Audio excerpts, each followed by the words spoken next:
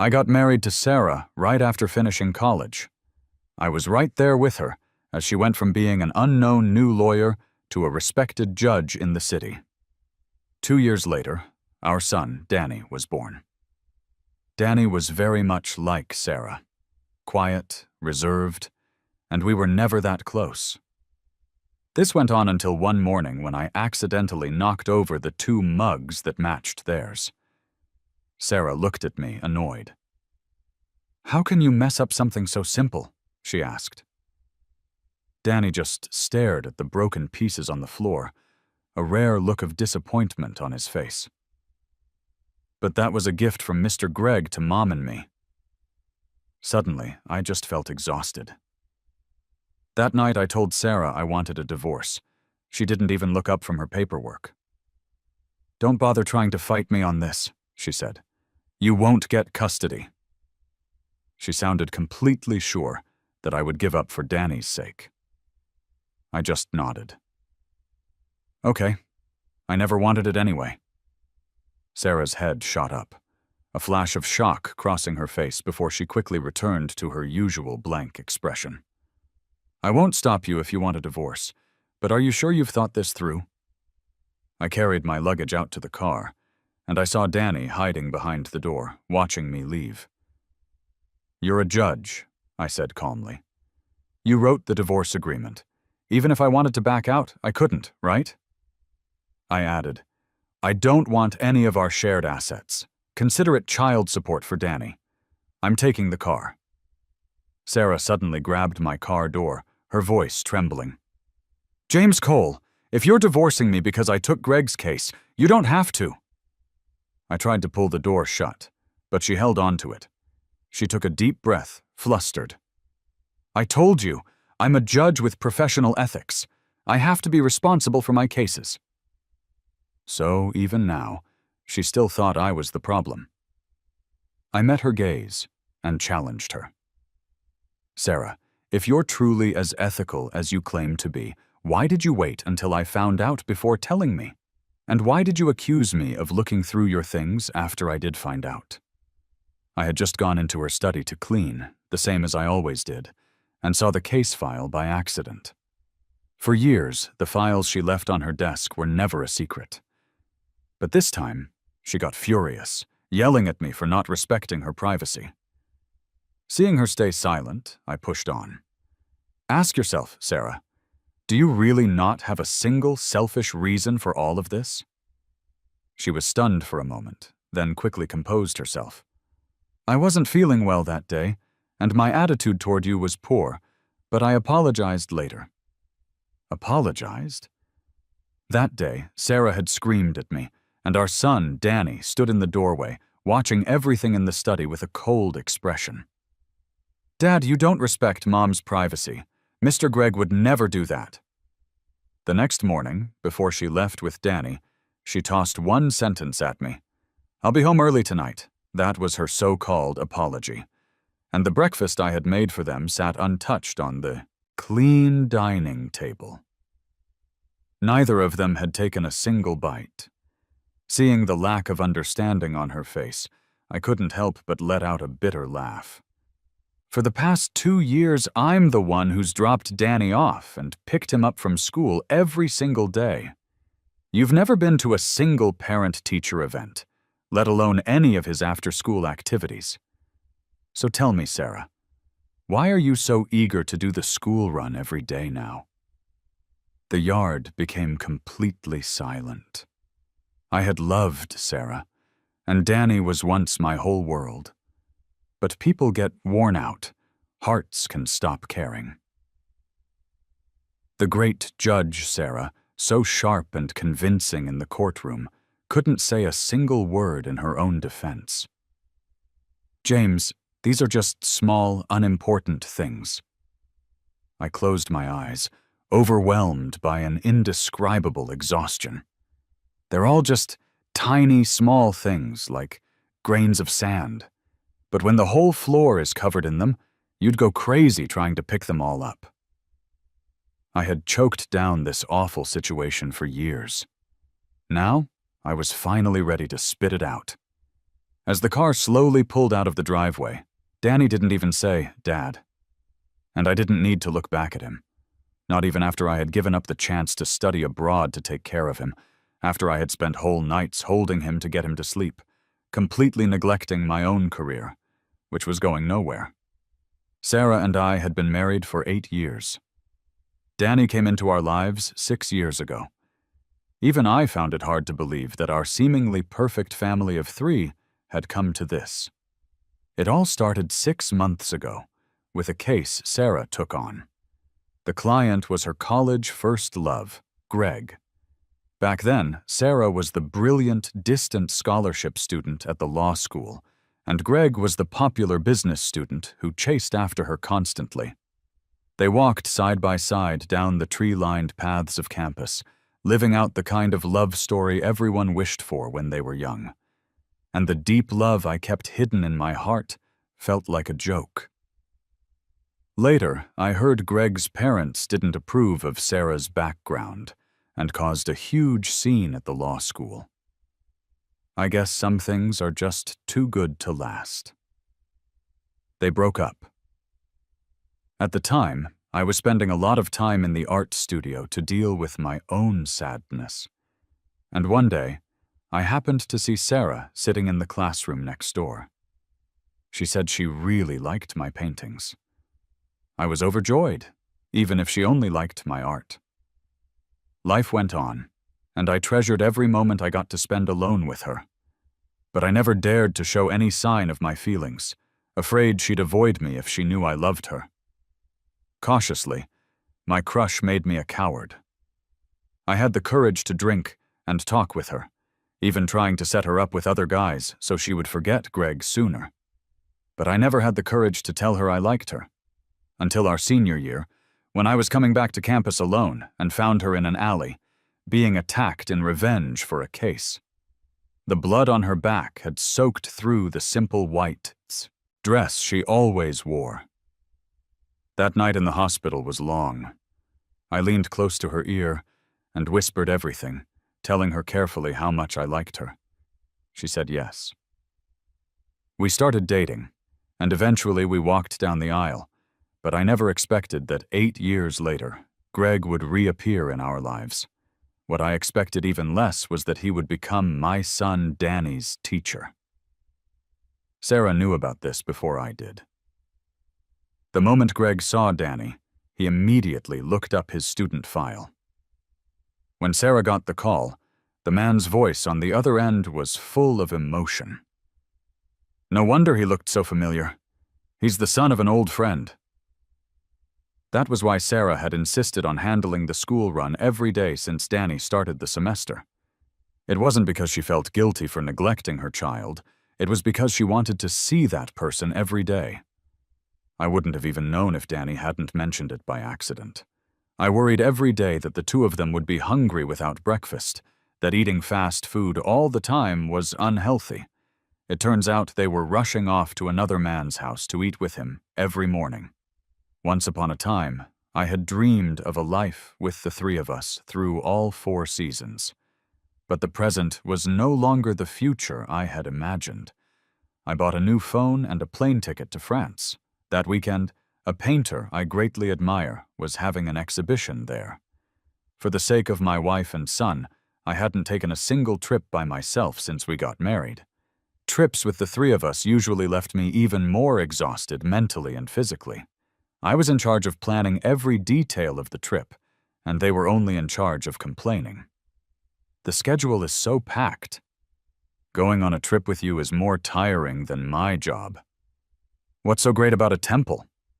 You actually believe in that lovelock nonsense? I wanted to go to the botanical gardens. Why didn't Dad plan for that? Dad won't let me eat anything. I hate Dad the most. Looking back, the answers were all in the details. I spent nearly 2 months on that trip, traveling almost all over France.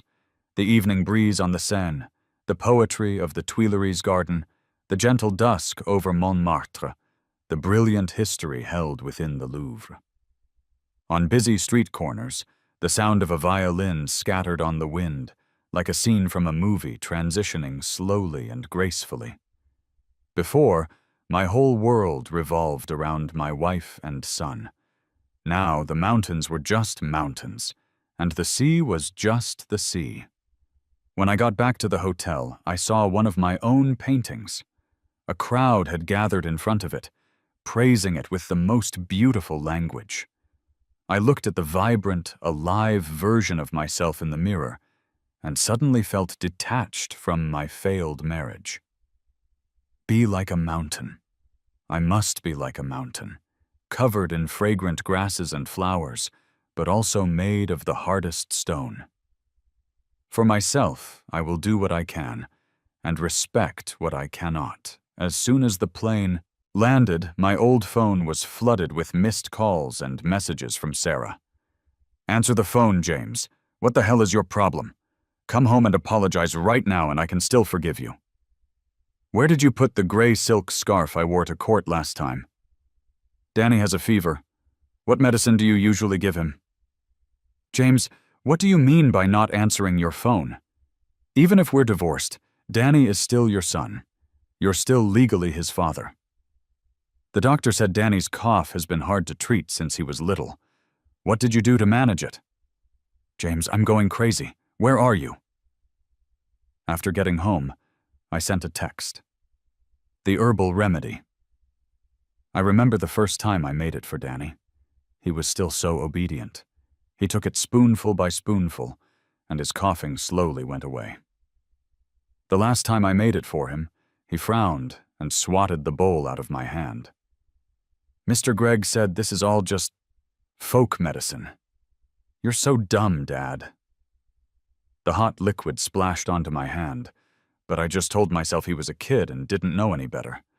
I brought out another bowl, comforting him through the pain. Danny, you have to trust Dad. Drink this and you'll stop coughing. But he refused, turning and running back to his room. I'm not drinking that garbage. I just stared at his back. Danny acting like this was exactly like Sarah lately when she came home from work events. When I'd bring her the hangover soup I had kept warm for hours, she would push my hand away coldly. I don't drink this stuff. I scrolled up through our chat history. It was a sea of solid green message bubbles from my side. It's Danny's first day of kindergarten. Do you have time to drop him off with me? I bought some really fresh shrimp at the market today. Want to come home for dinner? Still in a meeting? I can bring you something to eat. No matter how busy you are with work, you need to rest. Don't forget to take the vitamins on the table. In the last 2 years, Sarah had sent me fewer messages than she had in the last 2 months, let alone messages she started. There were barely any. Not a minute after I sent the text, Sarah's call came through. Her voice was hoarse, like she hadn't slept well in a long time. James, you finally answered. I'm juggling work and taking care of Danny. You need to come back and help. I put down my paintbrush, trying to keep my voice calm. Sarah, I'm busy too. We're divorced. If you need a nanny, you can hire one. I have my own things to do. What could you possibly be busy with besides me and Danny? Don't you dare tell me you're working! Sarah cut me off, her voice sharp with impatience. I fought back my anger, speaking each word clearly. What I'm busy with is my business and none of yours. And Sarah, you're a judge. You of all people should understand what the word divorce means, right? People get divorced because they can't stand each other anymore. They get divorced because they hope to never see each other again. So, stop bothering me. It's really annoying. I hung up and blocked her number. But I never expected Sarah to be so persistent, calling me from one new number after another. Once, when I picked up, I heard Danny's reluctant voice. Dad, when are you coming back? I was in the middle of signing a contract and answered without thinking. Mom and Dad are divorced. I'm not coming back. If you need something, you can ask your mom first. You're not coming back at all? Danny's voice was suddenly full of surprise. Then can Mr. Gregg be my dad? The phone was suddenly snatched away, and I heard Sarah's panicked voice. "He's just a kid. He doesn't know what he's saying. Don't take it to heart, James." She said my name softly. "Danny is our child. Do you really have to hold on to all this?" I smirked, finding it ridiculously funny. "Sarah, that's because I'm the one who was forced to swallow all the pain, not you. Every time I took the clothes from her hands and smelled another man's cologne on them, I was the one who endured it. Every time I heard the child I raised as my own complain about me again and again because someone else was whispering in his ear, I was still the one who endured it. The mugs I accidentally broke that day were a gift from Greg. It was a set of 3. The last one was on his desk at work. I don't believe for a second that Sarah didn't understand what Greg meant by giving them those mugs. So when both of them turned on me at the same time, all my tolerance became meaningless. The voice on the other end paused for 3 seconds. "Greg, his case is almost over." I curled my lip into a sneer. "What? Should I pop a bottle of champagne for him? Or should I be expecting a wedding invitation?" Once the case was over, other things could begin. "James, how long are you going to keep this up?" Sarah's tone was full of exasperation, as if she were scolding me for being immature. I hung up without a second thought and blocked the new number. The painting on my easel just needed a few finishing touches. Mark showed up while I was making dinner. He's my agent and my best friend since childhood. He walked in with a bottle of champagne to celebrate my escape from hell. "Seriously, a genius painter like you trading his paintbrushes for an apron for that witch? Even Honey shakes his head at it." Years ago, there was a young painter named Cole who shot to fame and then vanished into silence. That was me, James Cole. "Cole?" I lay down on the sofa, propping my head up with a pillow. "Who's Honey?" "A dog I just adopted. My point is, no male on this planet would approve of what you did." The air was quiet.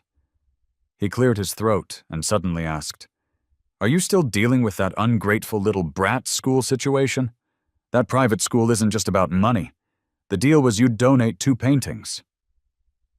Danny was starting 1st grade in the fall, and Sarah and I had put a lot of effort into his schooling. Sarah had gotten where she was, through education, so she was even more focused on Danny's schooling than most parents. She had her heart set on this private school early on. Sarah had pulled every string she could, but couldn't get him a spot. I couldn't bear to see her stressing about Danny on top of her demanding job, so I had Mark reach out to the headmaster under the guise of donating art and requested a spot for Danny. It worked perfectly. The headmaster shook Mark's hand, overjoyed, promising that if he could get my paintings, he'd take 10 Dannys, let alone 1. Danny's admission was settled just like that. But I didn't want Sarah to know, so I had the headmaster contact a teacher Sarah had previously asked for help. Because of that one spot, Sarah was praised to the skies at the courthouse. Everyone who saw her complimented Judge Sarah on her amazing connections, and Danny became the envy of every parent and child at his preschool. But now, what did you tell them at the time? Mark was casually scrolling through his phone. I said I'd do my best. A shark is a shark. He promised 8/10 of what he could deliver, but made them believe in 12. Those 2 paintings? I sold them for you. I donated the auction proceeds to a charity for underprivileged schools. Bottom line, I wasn't going to let you use them to pave the way for that toxic pair. After all, Danny was a child I had poured my heart and soul into. I still cared about his future. But I didn't have any suitable paintings for the school anymore. Like any stay-at-home husband, I was practically on call 24/7 to take care of them. In the end, I barely even had a chance to pick up a paintbrush. Thank God. Thank God, I could finally be myself again. At 4 o'clock a.m., a harsh ringtone shattered the silence. It was an unknown number. I answered, trying to stay lucid. Hello, who is this? Sir, it's Sarah's assistant. Laura was drinking with a client until after 3. I was about to take her home, but she said her stomach hurts too much to move. We're at City General Hospital now. Sir, would you be able to come over? The assistant recited the lines stiffly, stumbling a little in the middle, with no conviction at all. Honestly, there's a reason some people stay assistants for so long. I resisted the urge to throw my phone and lowered my voice. As far as I know, I'm not Sarah's emergency contact. What? It was about 6 months ago, I think. Sarah got into a minor car accident on her way to the courthouse. When I rushed to the hospital, a nurse led me to her room. Seeing my panicked expression, she kindly reassured me. Mr. Gregg, your wife is fine. She was just unconscious when she was brought in, so we contacted you. I stopped in my tracks, and I vaguely heard my own voice tremble. Where did you find his number? Sarah's phone had a passcode. She refused to use a fingerprint or facial recognition, saying it wasn't secure. The nurse smiled as if she'd seen it all before. From her emergency contacts, of course. The number you can call without unlocking the phone. The first person to be contacted in a crisis. On Sarah's phone, it was Greg. And I found out because one of her colleagues called me. That was the first time I ever felt something called disappointment towards Sarah. But how could someone who disappoints you only do it once? I lay back down in bed. Hearing the shuffling sounds on the other end only confirmed my suspicion that a second person was listening. The fact that you could find my number means even you know Sarah's phone password. But I don't. That proves I'm not someone she trusts. So you'd better find someone else. Just as I was about to hang up, Sarah finally dropped the act. She quickly grabbed the phone, her voice full of hurt. James, I drank too much again and I don't feel well. I suddenly remembered the last hangover soup I ever made for her. She said she didn't drink that stuff anymore. And Danny, his cough keeps coming back. I had the nanny make that herbal remedy, but he won't drink it. Sarah! I couldn't suppress the anger inside me and cut her off. You're in a hospital. There are doctors there. Calling me is useless. You're just waking me up. If your son won't drink it, you need to teach him to get used to it, because I'm never coming back to make it for him again. Do you understand? I don't care what you're thinking right now, but let me tell you something. I used to do those things because I wanted to, not because I had to. Divorcing you was a carefully considered decision. There is absolutely no chance of me taking it back. Do you get it, Sarah? There was dead silence on the other end. Just as I was about to hang up, Sarah tried one last time. She lowered her voice, a mix of confusion and resentment. James, after all these years together, can't you just forgive me this one time? I laughed, which somehow calmed me down. Sarah, forgiving someone isn't a one-time thing. It means I have to forgive you every single time I remember what you did. If Sarah had just been mature and let us part ways amicably, I would have respected her for having some dignity. But her constant clinging, her fake affection, and her attempts to paint herself as the good guy in the end were just pathetic. The news of our divorce gradually spread. A number of mutual friends came to talk to me. Some said I had been with her through it all, and just when she finally had everything, I was letting someone else walk in and take it. Others said Sarah still had feelings for me. Otherwise, why would she be trying so hard to get me back? Just then, a message from an unknown number appeared on my phone. It was a picture. In the dim light, two people on a bed had their fingers intertwined, holding hands tightly. Even without the ring I had spent so long picking out, I would have recognized those well-manicured hands. and the half-visible faces of Greg and Sarah. Sarah was asleep. Greg was smiling. I casually posted the picture to my social feed. Caption: "See? Once the case is over, they can sleep together in the open." I didn't block anyone from seeing that post. Less than 3 minutes later, another text came from the unknown number. "James, are you insane? Delete that right now." Delete it? You had the guts to send it, but you're afraid of me sharing it? If there's anyone in this city who hasn't seen this picture by tomorrow, it'll be a failure on my part as the ex-husband. Besides, Greg wasn't even on my friends list. So how did he see my post? Sarah hadn't contacted me, which meant Greg knew her password and had been scrolling through her feed. I turned off my phone, a spark of inspiration hitting me. I went to my art studio in the countryside and stayed there for 3 whole months. One of the paintings sold for a 7-figure price to a collector abroad. Mark took 2 other sketches with him. They were still for that school. I frowned slightly. "What are you doing?" He leaned on the windowsill, cupping his face in his hands. "You're a single widower, and I'm a single bachelor. Someone's got to take care of us when we're old. So I'm sponsoring a girl. Naturally, I want to give her the best education and have her look after us. She's definitely better than your biological kid." Widower. I couldn't even argue with that. As for the 2 sketches, it didn't really matter. Some people care more about who painted the picture than the picture itself. But I didn't know that for me, 3 months had flown by in an instant. For Sarah and Greg, every day was an eternity. Everyone knew Sarah had divorced her husband of 8 years for her first love. And as if that wasn't dramatic enough, people added their own embellishments to the story. They said Sarah had planned it all along, just waiting for Greg's case to be resolved so she could dump her original husband. Even her own son couldn't wait to call another man dad.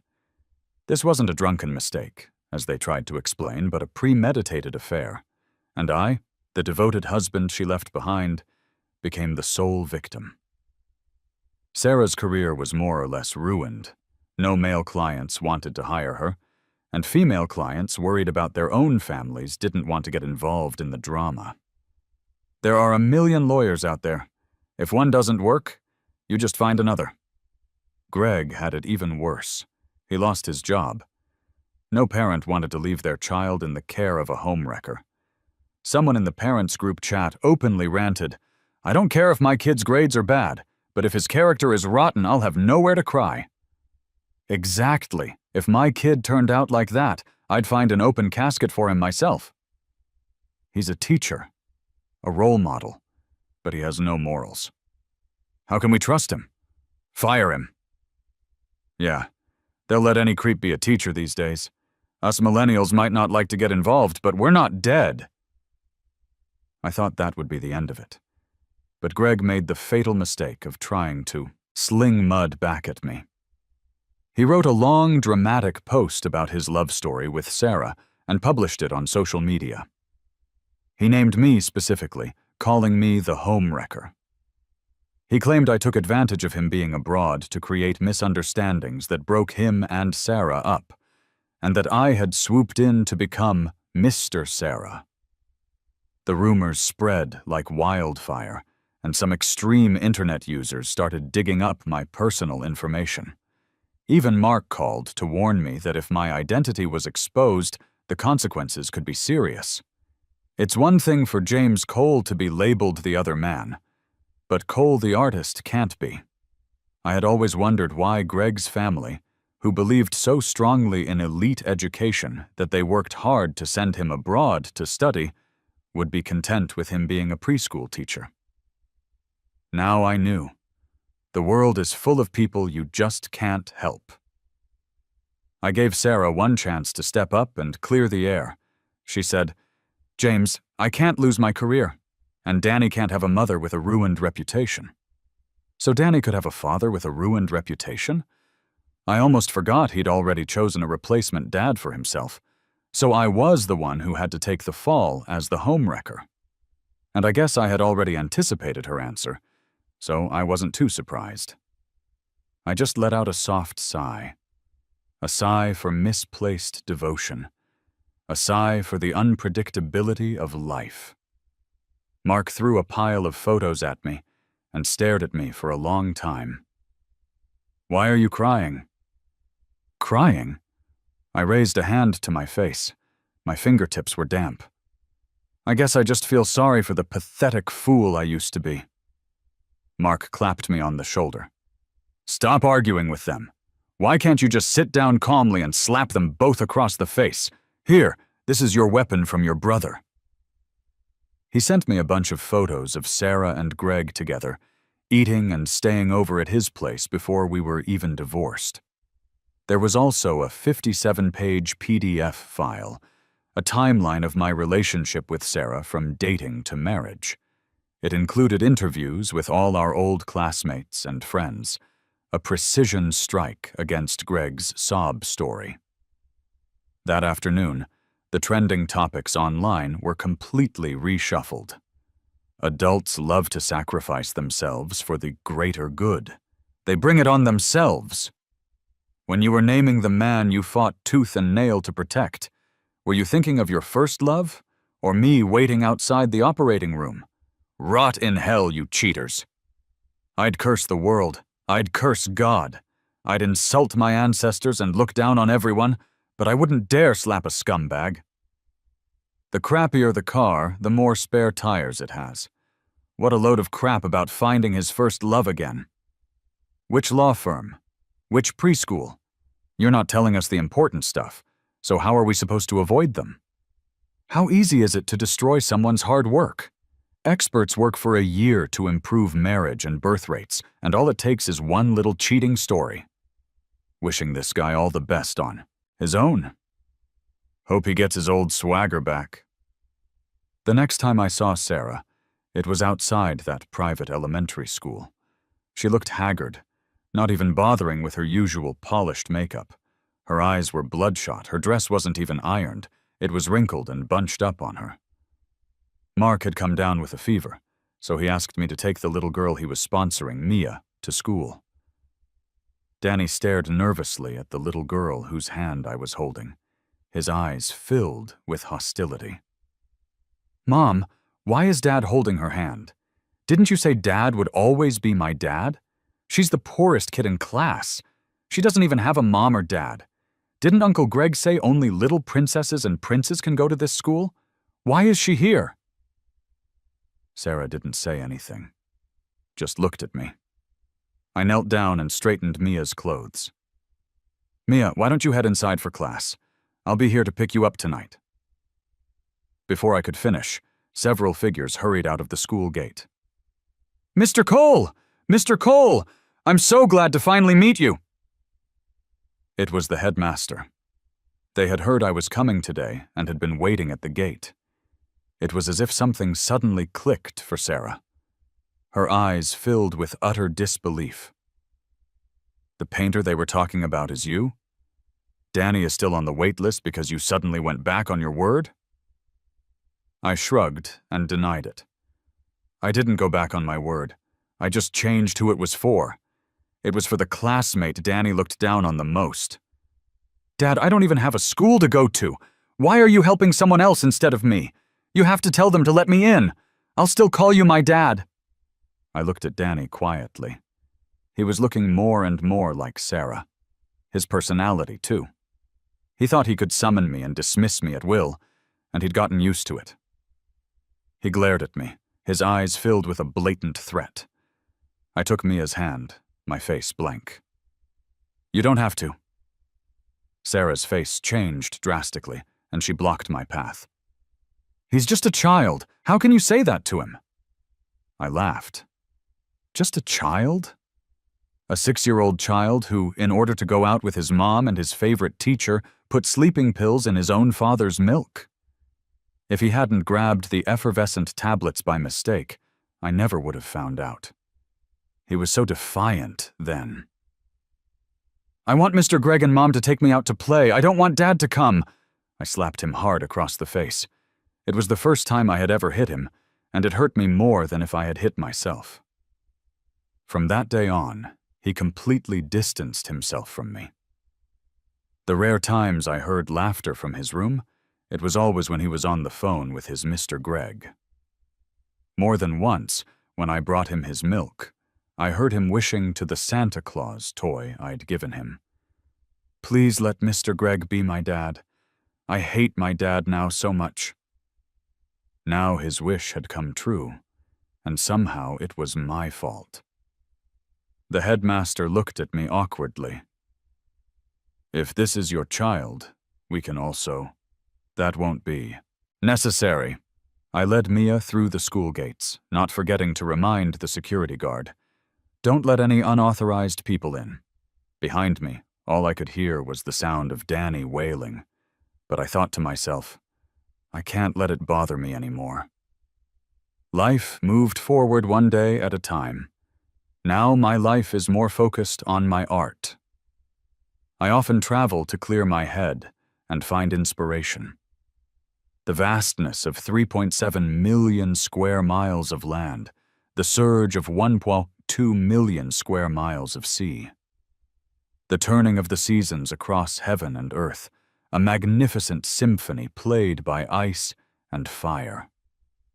I followed explorers over mountains and through valleys, deep into the heart of the forest. I rode the wind and waves, chasing starlight into the deep blue. I plunged back into the world of mortals until I could see this poetic earth clearly. I used to think that mountains and seas were impassable, that the stars were unreachable, but I never imagined that the sea has boats to cross it, and the mountains have paths to climb. The mountains and seas can all be overcome. What's hard to overcome is the human heart. Now, the rest of my life is calm. The past is done. Sarah and her son could no longer affect me. Mark wanted to organize an exhibition for me, saying it was a way to give back to the fans who had waited for me for so many years. I agreed. Sarah came with Danny. They stood in the crowded room, and Danny was holding a small cake. He held the box carefully, afraid someone would bump into it. When he was just a few feet away, Danny shouted to me, his voice filled with a kind of innocent cheerfulness. "Dad, I made this cake myself. Mom and I came to celebrate with you." As if I hadn't heard a thing, I took Mia's hand and walked up to the podium. In this exhibition, a small section was dedicated to Mia's drawings. Her brushstrokes were childish but incredibly interesting. A child's boundless imagination is the most precious thing. I praised her creativity and acknowledged her talent and hard work. Sarah's lips were pressed into a thin line, an emotion on her face I couldn't decipher. Danny, however, was already crying, his red-rimmed eyes glaring at the people on stage. As I passed by Sarah and her son, Danny grabbed my hand tightly. He sobbed his accusations at me, utterly heartbroken. "Dad, I'm your real son. Why didn't you let me on stage? Why don't you teach me how to paint? Why don't you praise me?"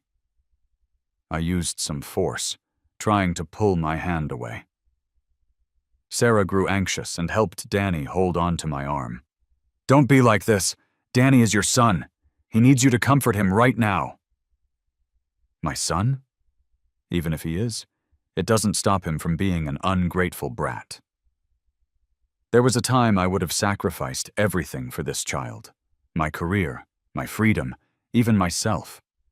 The first time he learned to say, "Dad," my eyes welled up. Every time he got a scrape or a bump, my heart ached beyond words. If he had asked for the stars in the sky, I would have wished I could grow wings and get them for him. But loving parents must plan for their child's future.